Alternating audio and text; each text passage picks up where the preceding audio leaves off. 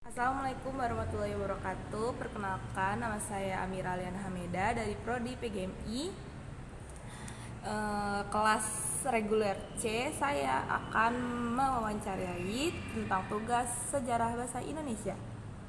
Ini saya bersama narasumber saya yang bernama Nasya Afian Al-Zain. Nah, di sini saya akan mewawancarai Nasya sebagai narasumber saya. Nasya, sebenarnya apa sih yang kamu ketahui tentang sejarah bahasa Indonesia?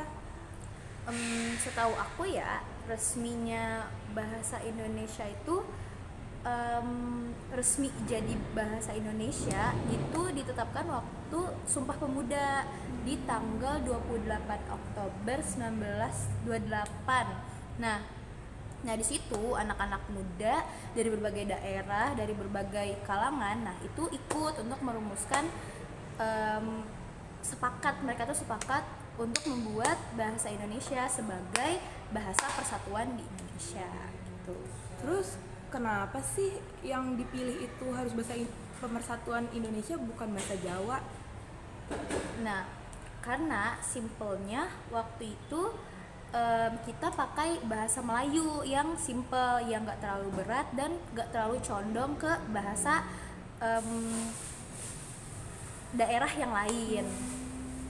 Nah, karena bahasa Melayu juga banyak dimengerti sama orang, jadi dimana satu daerah dan daerah yang lain tuh bisa mengerti pakai bahasa Melayu tersebut. Oh gitu. Jadi bahasa Indonesia itu sebenarnya nyambung sama bahasa apa sih? Nah, awalnya bahasa Indonesia tuh sebenarnya tuh nyambung sama bahasa Melayu. Nah, terus bahasa Melayu juga terus karena dipakai di Indonesia jadi terus makin berkembang sampai akhirnya menjadi bahasa persatuan sampai sekarang. Nah, berarti sejak kapan bahasa Indonesia diakui menjadi bahasa negara? Waktu itu pas tanggal 17 Agustus saat kemerdekaan kita. Nah, itu resminya di Undang-Undang 1945 itu langsung ditulis bahwa bahasa Indonesia itu ditulis sebagai bahasa pemersatuan kita.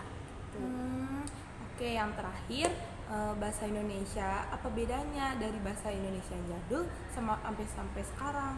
Nah, itu